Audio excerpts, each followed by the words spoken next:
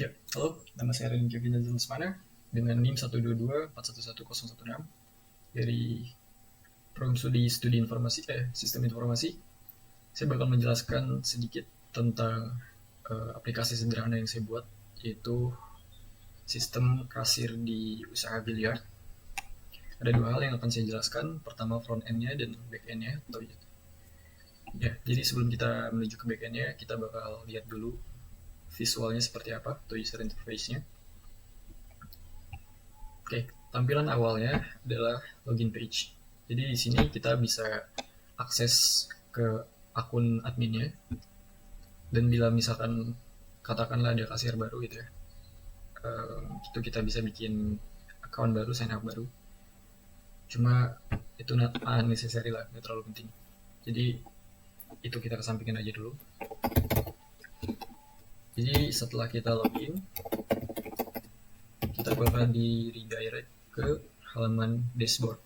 Oke, di dashboard ini nanti kita bisa akses mulai dari billing, pesan makanan, produk, dan lain-lain. Oke. Oke. Jadi ini tampilan dashboardnya. Dan yang di sini ini adalah table reguler untuk biliar yang ada di tempat biliar ini. Kita ada 5 meja reguler dan 3 VIP. Yang satu under maintenance. Tentunya harganya beda ya. Yang satu 25.000 per hour. Kita ada hourly rate-nya. Dan yang kedua ini hourly rate-nya yang VIP sekitar 50.000. Dan PPN-nya kita taruh di angka 11%. Berikutnya di sini ada form laporan penjualannya. Jadi ketika satu sesi permainan berakhir, itu langsung di otomatis update gitu, masuk ke database-nya. Dan di sini kita bisa lihat di laporan penjualannya. Nah, ini untuk manajemen produk. Di sini kita bisa input produk yang ingin dijual gitu. Katakanlah dalam beberapa hari ke depan kita punya menu baru gitu. Kita bisa input di sini mulai dari namanya apa, harga, stok, dan kalau misalkan ada hal yang berubah gitu dari produk yang sama, itu bisa kita klik aja, nanti kita ubah. Contohnya kayak ini, misalkan pengen kita ubah rice bowl sambal mata ini dengan harga 40.000. Katakanlah ada kenaikan harga bahannya gitu ya. Nah, ini otomatis langsung berubah ya, bisa dilihat di sini. Oke. Lalu di pemesanan meja tablesnya ya, katakanlah ada yang mau main. Saya ambil contoh di sini, namanya saya sendiri aja, naik sesi. Nah, sesinya itu akan dimulai secara open table ya. Mungkin kalau bisa aja saya bikin kayak dipatok hourly rate, jadi langsung ada pemilihan optionnya gitu, mau 1 jam atau 2 jam. Tapi di sini saya buka open table aja. Nah, di sini juga kita bisa tambahin pesanan gitu. Katakanlah ada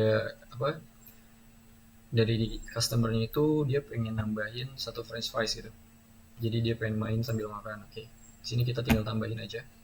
Itu udah langsung ke data ya di storiesnya. Sama misalkan dia pengen minum lemon tea gitu, 1. Oke. Dan ini bisa langsung bersamaan ya tentunya, jadi nggak satu-satu. Saya ambil contoh di sini pelanggan berikutnya gitu ya. Ini udah langsung otomatis. Oke. Nah, yang terjadi adalah ketika selesai, ketika sesinya berakhir atau katakanlah pemain sudah ingin berhenti bermain, kita selesaikan saja, bayar. Ketika sudah selesai, sistem akan langsung otomatis membuat struk pembayaran. Ini bisa kita cetak filenya ke TXT ya. Tadinya saya pengen pakai PDF, cuma kita bikin simple aja biar cepat. Kita pakai file TXT. Nah, ini contohnya. Jadi nanti bisa kita cetak. Nah, seperti ini contoh. Oke. Mungkin kalau misalkan di tempat itu kita ada mesin buat bikin receive-nya ya, yang pakai kertas. Itu oke lah, itu enggak. Ini kita nggak usah cetak lah. Data tadi otomatis terupdate di laporan penjualan yang bisa kita lihat. Dan itu udah di-include tadi ya, makanan, Tadi bisa dilihat di file txt-nya di sini. Itu udah dengan biaya main biliarnya, makanan, minumannya, dan dikalikan dengan ditambahkan dengan PPN yang sebesar 11% tadi, sehingga didapat totalnya 64.380 ya untuk Kevin tadi. Dan dia hitung sesi per hour ya. Jadi ketika main game ya atau main biliar lebih dari 2 hours katakanlah, lebih dari 1 hour ya otomatis itu akan menyesuaikan dengan hourly rate-nya. Oke. Juga kita bisa tracking by kalender. Jadi nggak ada yang tertinggal. Oke.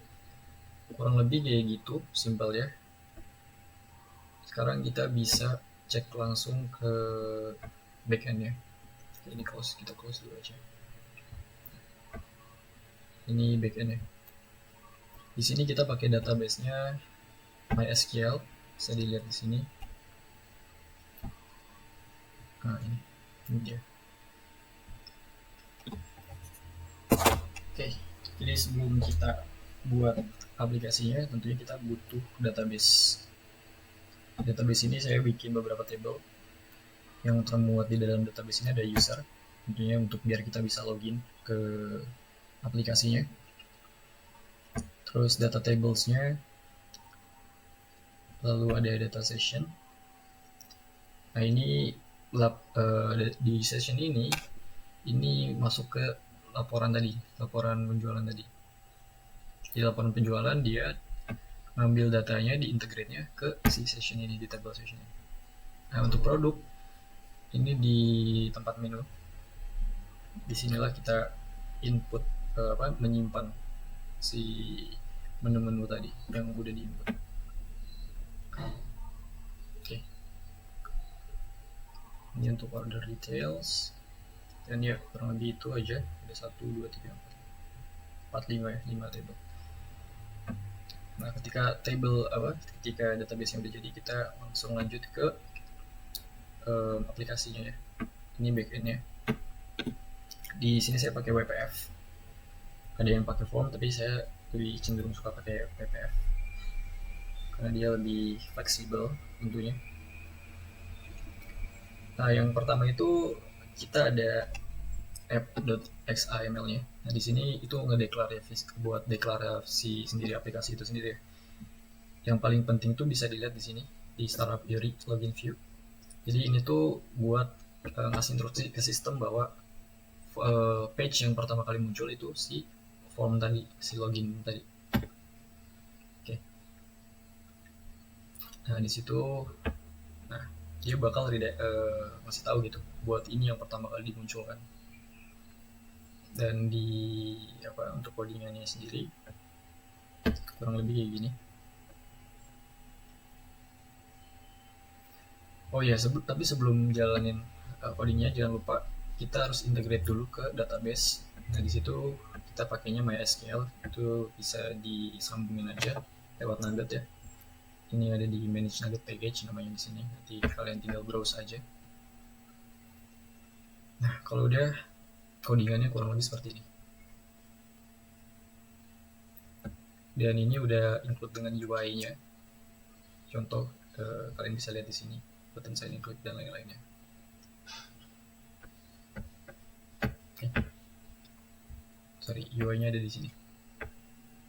Nah ini bisa kalian lihat di codingan yang ini ada text block, text back yang ini dengan font size-nya 28, dan kita pakai font weight-nya bold ya biar tebal, makanya bisa dilihat ini lebih tebal dari yang lain.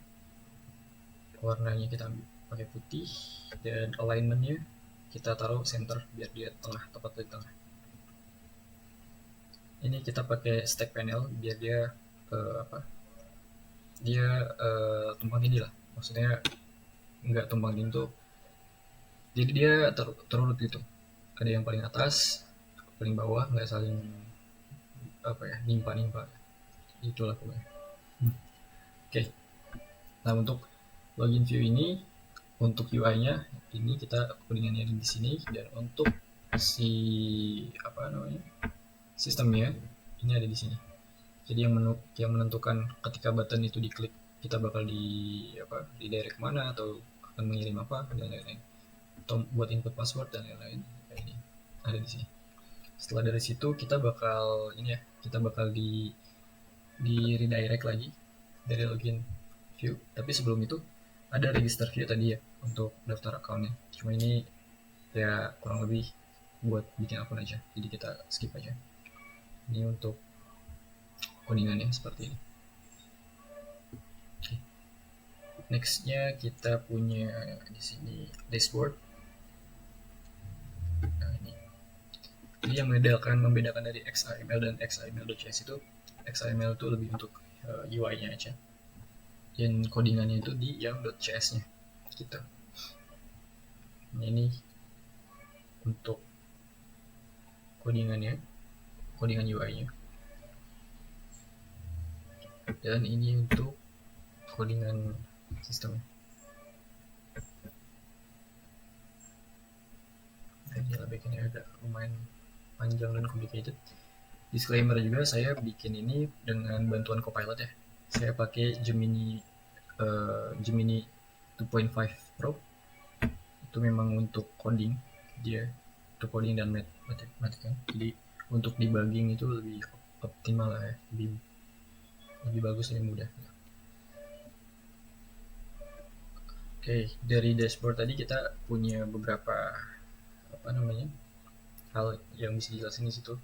Pertama kita bisa lihat tadi ada table page, ada menu buttonnya juga dan lain-lain. Yang paling utama itu di tampilannya ya, di sidebarnya itu kita bisa lihat di situ ada tempat untuk buka laporan dan cek menu ya untuk input. Nah, tapi di dalam dashboardnya itu yang penting sebenarnya. Kalau dashboard view ini karena dia ibaratnya ya rumah utamanya gitu lah. Nah, buat kalau halaman-halaman kontennya itu kan kita bisa lihat di sini ada kayak product page. Nah ini, terus kita juga punya receive window buat yang tadi. Jadi ketika beres session itu dia bakal nunjukin si receive window ini. Ini udah otomatis terbuat. Dan product page-nya tadi, nah ini untuk kita input produk ya. Codingan di belakangnya kurang lebih seperti ini. Nah ini backendnya kurang lebih seperti ini. Untuk yang receive window kurang lebih seperti ini. Sorry. Nah jangan lupa kita harus koneksiin ke database ya. Jadi makanya di situ kita pakai si MySQL.data MySQL client. Dan di sininya kita harus sesuai dengan nama database kita di MySQL ya, biar bisa terintegrasi. Nah berikutnya ada sales page. Nah inilah laporan penjualan kita. Kita bisa cek di sini penghasilannya, total penjualan kita tentunya di hari tersebut, di tanggal tersebut, dan itu bisa kita sesuaikan juga. Katakanlah misalkan kita mau cek minggu lalu, ini tinggal di selected di date-nya aja, itu otomatis langsung menampilkan laporan penjualan dari minggu-minggu sebelumnya. Nah ini kurang lebih si codingannya seperti ini.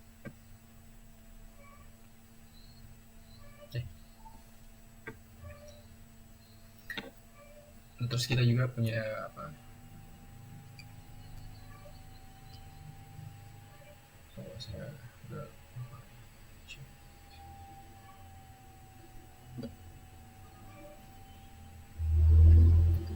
nah untuk table page ini, jadi dia ngedengerin event gitu. Jadi ketika sebuah meja diklik di table page dashboard view, dia bakal terima informasi dan nampilin si detail sessionnya di panel sebelah kanan. Makanya kalau misalkan kalian lihat di dashboard view ini, nah di sini ini yang bakal ditampilin. Nah ini dia berkoneksi, ada koneksinya dengan si table page ini juga gitu.